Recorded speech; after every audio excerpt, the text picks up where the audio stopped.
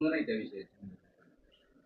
एक लक्षात घ्या, ज्यावेळेस अफजल खान या ठिकाणी मूर्ती आणि मंदिर फोडायला आला त्यावेळेस सुद्धा आम्ही भोपे पुजाऱ्यांनी देवीची मूर्ती प्रत्यक्ष लपवून मंदिराचं आणि मूर्तीचं संरक्षण केलेलं आहे आमच्या पूर्वजांनी.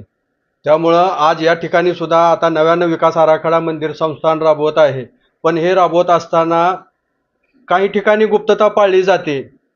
मग आणि स्पष्टता यामध्ये आम्हाला दिसून आलेली नाही. मग वेळोवेळी आम्ही मंदिर संस्थानच्या बैठकीमध्ये मी पुजारी मंडळाचा अध्यक्ष ह्या नात्यानं त्यांना पुरातन विभागानं हे मंदिर पाडावं गरजेचं आहे अशा स्वरूपाचा अहवाल अद्यापपर्यंत दिलेला नाही.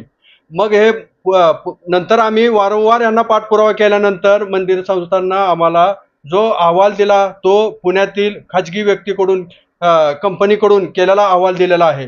मग खाजगी व्यक्तीकडून हा अहवालाच्या आधारावर जर पुरातन विभाग काम करणार असेल तर मग पुरातन विभागाच्या नावाखाली ही असला गोरखधंदा मंदिर संस्थान का करायला लागलाय?